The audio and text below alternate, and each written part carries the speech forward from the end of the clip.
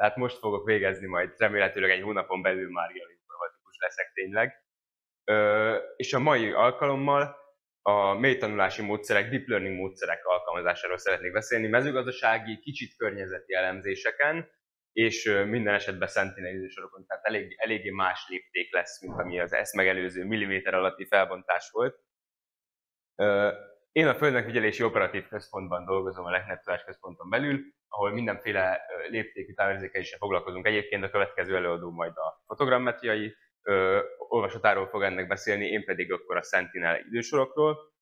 Tehát elsősorban ugye űrfelvételeket használunk, de igazából 90%-ban kb. Csak Sentinel, tehát Copernicus program által készített felvételeket, és ezek közül is leginkább a Sentinel 1-et, tehát a radart, és a Sentinel 2-t, tehát a multispektrális felvételeket. Ezeknek a felvételeknek ugye a térbeli felbontása olyan 10-20 méter, tehát nem tudunk rajta textúrát nézni, nem tudunk rajta objektumokat keresni, viszont az időbeli visszatérésük az elég sűrű, és ezt tudjuk leginkább kihasználni. Ugye a radar felvételeknek most újra 6 napos lett az időbeli visszatérése egy pályán belül, mert ugye most már küld adatokat a Sentinel 1C műhold, a Sentinel 2 multispektrális adatoknak pedig hát ugye átfedés nélkül, tehát egy pályának 5 nap az időbeli felbontása, és átfedés esetén pedig akár ilyen 2-3 nap is lehet, ugye ez valójában nem egy egyenközű idősor, mert a felhők bezavarnak, és akkor ilyen rendszertelen lesz egy kicsit az idősor, de a radar az viszont rendszeres 6 napos, és igazából ez itt a lényeg, tehát igazából az idősorokat és ezt a sűrű időbeli felbontást tudjuk kihasználni. Itt látható egy kis animáció radar optikáról, radar intenzitásról, illetve radar polarimetriáról, amit szintén használunk. Egy általános feladatnak így a workflow-ja úgy épül föl, hogy ezekből a többsávos űrfelvételekből, és leginkább az űrfelvétel idősorokból kell valami tematikus térképet készíteni, felszínborításról, vetésszerkezetről, vízhatásról, növényállapotról, általában leginkább mezőgazdasági vagy mezőgazdasághoz kapcsolódó környezeti alkalmazásokhoz, és majdnem mindig országos térképet kell előállítanunk.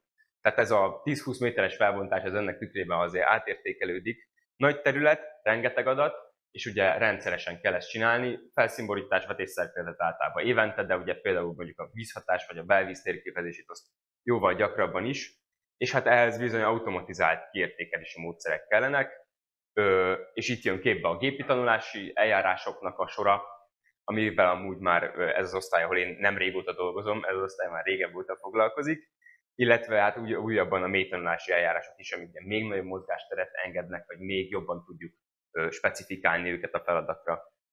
Alapvetően azok a mélytanulási algoritmusok, amikkel mi foglalkozunk, azok mind konvolúciós neurális hálózat architektúrák. Ezt most így nem ismertetem részletesen, inkább arra fókuszálnék, hogy a konvolúció az hogyan végezhető el egy ilyen multidimenziós adaton, mert ugye a konvolúciót azt a klasszikus képfeldolgozásban is már nagyon előszeretettel használták, élek kiemelésére, vagy valamilyen szűrésre, ugye vízszintes éleket, függőleges éleket, bármit igazából ki lehet felemelni, de hogyha úgy gondolunk rá, hogy ez a többsávos űrfelvétel idősor, ez egy sokdimenziós adat, konkrétan egy 4-dimenziós adat, van neki 2 térbeli dimenziója és egy időbeli dimenziója, illetve van egy spektrális dimenziója is, de azt általában nem kezeljük dimenzióként, hanem inkább független változóként tekintünk rá, tehát hogy egy pixelnek a 10-valahány multispektrális mérése, a 10-valahány különböző tulajdonság, különböző feature, de akkor is még marad ez a 3 dimenzió, és igazából a konvolúcióra tekinthetünk úgy is, nem csak úgy, hogy képek feldolgozására való, hanem hogy ezeket a részleteket, ezeket a karaktereket bármilyen adatban, mondjuk egy mátrixban, bármilyen tengely mentén elvégezhetjük, és akkor a 3-dimenziós adatban már is csinálhatunk 3-féle konvolúciót. Az 1 dimenzióval, amikor nem veszük figyelembe egyáltalán a térbeliséget, hanem csak az idősoron, tehát egy pixelnek az idősorán emeljük ki az időbeli változásokat, mondjuk egy nagy leesés, vagy egy stagnálás, egy ilyen plató, az is lehet egy időbeli tulajdonság, és ezek nagyon fontosak tudnak lenni akkor, amikor olyan kategóriákat különítünk el, ami igazából időbe különülnek el. Aztán van a 2-dimenziós konvolúció, azt ugye általában nem idősoron, hanem egy képen szokták végezni. 3-dimenziós az pedig ugye a 2-nek az ötülete, ezen még absztraktabb dolgokat észre lehet venni, ezt azért nem nagyon használjuk egyébként, mert borzalmasan számításigényes, tehát rengeteg adatot generál. És akkor igazából ezeknek a verzióknak fogok mutatni egy-egy alkalmazását most. A vetésszerkezeti osztályozás, ami ugye igazából talán műholdas távirázékelésben a legnépszerűbb machine learning feladat, amit mindenki csinál, meg mindenkinek kell, meg nagyon, nagyon piacképes dolog. Az tipikusan egy idősoros feladat, ugyanis ugye, hogy egy felvételen azért a különböző növénykategóriákat nem igazán könnyíthetők el. Mondjuk, hogyha veszünk egy mostani ilyen június elején, közepén készülő űrfelvételt, akkor azt látjuk rajta, hogy kb. Ami vegetál, az most mind lomba van, és azért multispektrálison, hiperspektrálison biztos el lehet egy felvétel alapján is különíteni növényeket, de idősoron sokkal könnyebb és sokkal direktebb. Ugye láthatjuk, ezek egyébként infravörös görbék, láthatjuk, hogy azért ezek a különböző növények, ezek idősoron egész másképp viselkednek. A búza, a repce, azoknak ez a vegetációs csúcs az korán van, a kukoricának, napraforgónak később van ez a vegetációs csúcs, későbbi vetésű, későbbi aratású növények, illetve a lucerna, meg a gyepek, amik meg ugye kaszálással menedzselt növények, azoknak pedig több ilyen kisebb vegetációs periódusok lehet. Tehát ezeket az időbeli karaktereket igazából egydimenziós konvolúcióval próbáljuk megfogni, ez ennek a módszertannak az alapja. És ugye minden deep learninghez kell valami referencia adat, ehhez a feladathoz mi fel tudjuk használni ezt a kérelem adatbázisból származtatott, többszörösen migráltatott adatbázist, úgyhogy nagyon sok tanítóadatunk van, és nagyon sok tesztadatunk van, tehát nagyon szerencsések vagyunk ebből a szempontból, jól tudjuk országosan ellenőrizni az algoritmusainkat, megfejleszteni egyébként.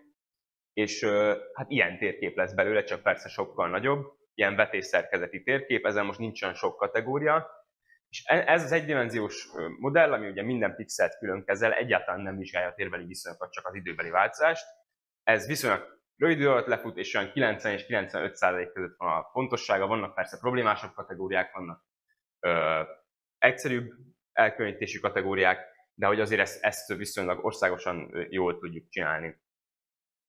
Ebből, hogyha egy kicsit tovább megyünk, és akkor ez aztán már igazán modern deep learning és large modellek, akkor felmerülhet az, hogyha sok évre visszamenőleg van űrfelvételünk, mondjuk most már egyébként majdnem 10 évre, sőt több mint 10 évre visszamenőleg van Sentinel, és van referencia adatbázisunk is sok évre visszamenőleg, akkor lehetne egy ilyen több évvel országosan előtanított modellt csinálni, aminek aztán az lesz a vége, hogy ez a modell ez olyan jól megtanul, hogy bármilyen területen az országon belül, bármilyen újabb évre tanítás nélkül alkalmazható, és fel tudja ismerni, el tudja különíteni a különböző növénykategóriákat.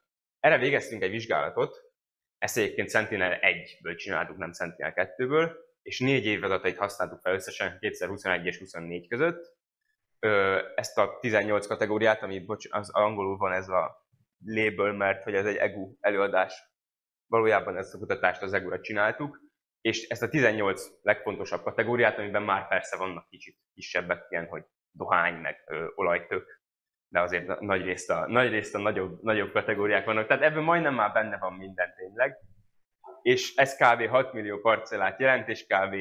Hát ezt a 200 millió adatpontot, ami nagyjából 352 gigabyte adat. Ez lehet, hogy az előző felszólaló és a következő felszólaló is rá tud erre licitálni ezekre a gigabyte-okra még.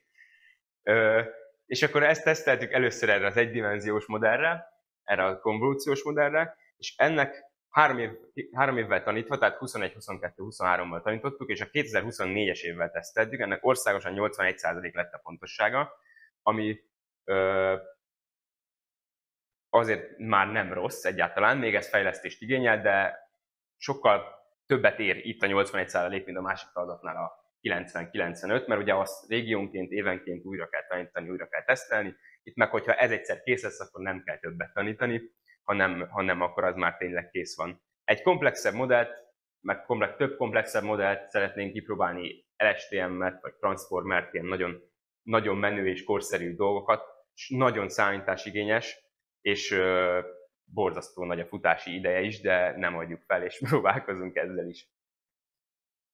Egy másik alkalmazás, ami a TDK dolgozaton volt egyébként, az az aratási időpont meghatározása volt, ugyanígy Sentinel 1 idősorokon. Ez ugye a hol, mikor arattak kérdésre hivatott válaszolni ez a térkép. Ugye itt is látható, hogy a Sentinel 1, ehhez amúgy szórási együttható idősorokat használtam, VV és VH idősorokat. Látható, hogy azért megfogható ez az aratási időpont még ezeken a viszonylag zajos Sentinel 1 idősorokon is. És ez is egydimenziós konvolúciót használtam, mert ugye itt is az időbeliség a lényeg, valójában egy nagy, markáns időbeli változásnak a detektálása, és ez viszont ugye egy regressziós feladat, tehát itt nem osztályokba sorolunk, hanem egy folytonos változót próbálunk egy adott helyen megbecsülni, tehát konkrétan az aratás napját szerettem volna visszakapni. Ugyanolyan volt tehát a hálóarchitektúra, és itt az első konkrét eredményeket el is hoztam. 4 növényre vizsgáltam, kalászosra, repcére, napraforgóra és kukoricára. Napraforgóra és repcére nagyon jól működött ez a módszer, olyan 5-6 nap hibával, átlagos abszolút hibával meg tudta határozni az aratás idejét. Kukoricára, illetve a kalászosra kicsit, ez ilyen 7-8-10 nap az átlagos hiba, és azóta már teszteltem egyébként ezeknek az időbeli meg térbeli átvihetőségét is ezeknek a modelleknek, és ez azért elég jól átvihető, tehát nem nagyon növeli meg az a hibát, hogyha egy másik éven teszteljük, vagy egy másik területen teszteljük, ahol nem tanult. És akkor megígértem, hogy nem csak egydimenziós konvolúció lesz. Mutatok egy olyan módszert is, amit egyébként a Számítástechnikai és Automatizálási Kutatóintézettel közösen csinálunk egy projektben. Itt a vízhatásnak a térképezése a cél. Konkrétan úgy néz ki ez a workflow, hogy először Sentinel-2 felvételeken minden időpontra meghatározzuk a vízhatás térképet, tehát hogy konkrétan hol láthatóak nyílt belvízfoltok, vagy vízben álló növényzet, ilyesmi kategóriák vannak.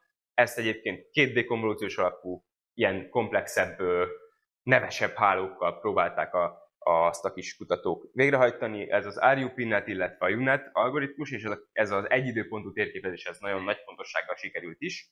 És ebből csinálunk idősoros elemzéseket, amivel meg tudjuk talán fogni, hogy milyen a belvíznek a gyakorisága, a tartósága és a szezonalitása. Ugye ez azért kiemelt ez a projekt, mert most a vízmegtartás nagy mezőgazdasági, nemzetstratégiai cél, és ez a projekt talán segíthet abban, hogyha országosan tudunk erre egy módszertant kidolgozni, hogy le tudjuk határolni azokat a területeket, ahol a vízmegtartást lehet végezni, és azokat esetleg a művelésből ki is lehetne venni, mert azok művelésre nem túlzottan alkalmasak, mert úgyis a belvíz megkárosítja a növényt, viszont a vízmegtartásra pedig nagyon jók. És itt látható egy ilyen első eredmény, ez egy ilyen belvíz gyakorisági térkép, láthatóak azok a foltok. Ez mondjuk kiemelten egy olyan terület, ami egyébként ilyen apró belvízfoltok jellemzők, ez azt hiszem, igen, ez a Tisza-tó környéki terület, és akkor ezeket az apró belvízfoltokat, ezeket vízmegtartásra alkalmas területnek nyilváníthatjuk. A végére mutatok pár képet, hogy azért terepezünk is. Ezen az egy terepezésen voltam eddig a 2,5 év alatt, amióta ott dolgozok a Lechnerbe, úgyhogy azért terepezünk is. Megnéztük ezeket a belvízfoltokat, illetve vannak terepi szakértőink is, akik szintén járják a terepet és adnak erről információt. Itt van a csapatunk, a Lechner Tudásközpont űrtávérzékelési osztályának egy része. Mindenkinek nagyon köszönöm a segítséget, nekik témavezetőm a TDK-n, illetve az MSC is Pacskó Vivian volt, illetve a Geoinformatika MSC-n, Székesfehérvárról pedig Molnár Gábor tanár úr. Köszönöm szépen a figyelmet, remélem, hogy adtam egy kis. Itt pedig a kalandozásaink a kollégával. EGU, ez hiszem a Bükki Nemzeti Parknak egyik területe, az pedig a fénytérkép konferencia. Köszönöm.